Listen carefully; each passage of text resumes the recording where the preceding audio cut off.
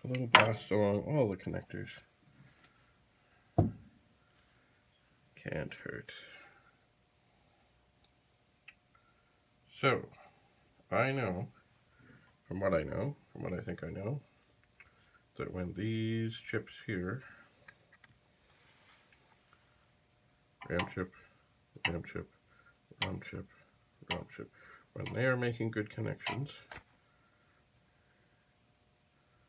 we have a much better chance of things working.